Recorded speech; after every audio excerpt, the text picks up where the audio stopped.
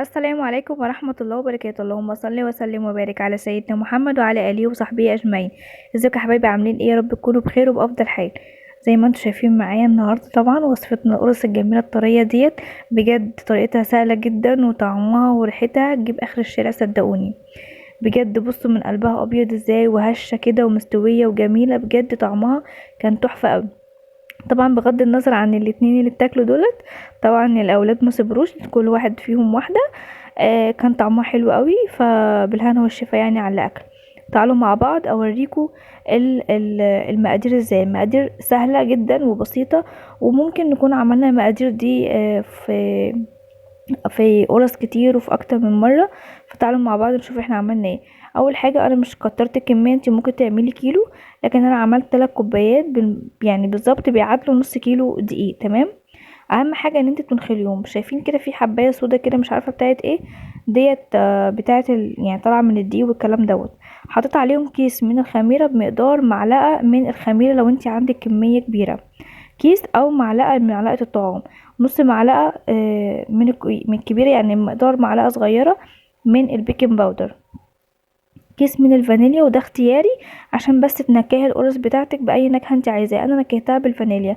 حطيت معلقتين سكر ورشه ملح، ودي المواد الجافه كلها، وقلبتهم بالمعلقه. تمام. بعد كده حطيت معلقه كبيره من الخل ده محسن طبيعي وبيمنع اي ريحه زفاره لو انت حاطه بيض، لكن الوصفه دي ما فيهاش بيض. تمام. هنا عندي كوبايه حطيت فيها رايب، انتوا عارفين ان انا بعجن برايب، وكملت بميه. يعني حطيت كوبايه من الرايب وكملت بميه. ممكن تعجني برايب او زبادي او لبن اللي هو الحليب يعني، عشان الدول العربيه، او ميه دافيه عادي.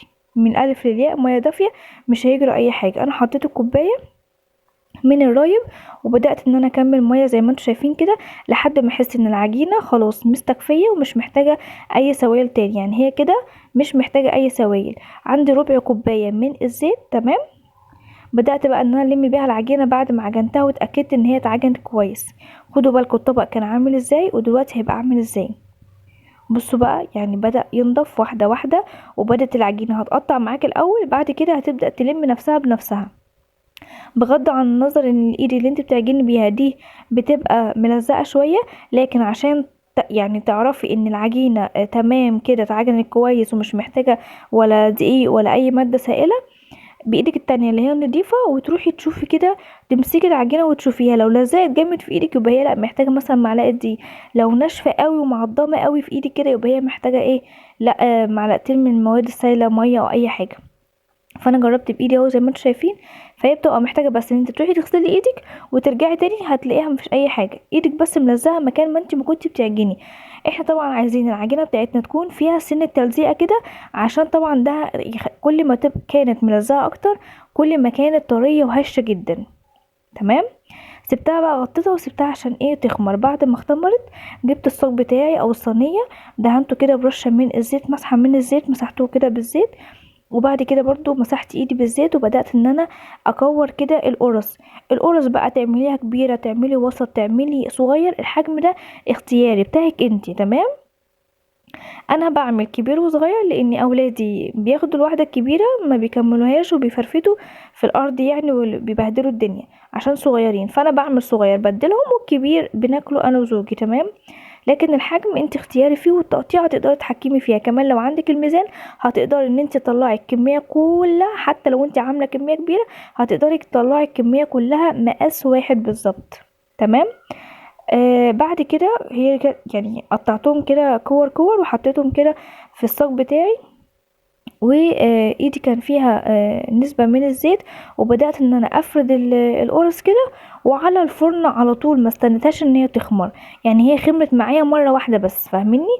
مرة واحدة بس، ودخلتها الفرن على درجة حرارة 200، فرن فوق ومن تحت، والمروحة شغالة. الفرن كهربا.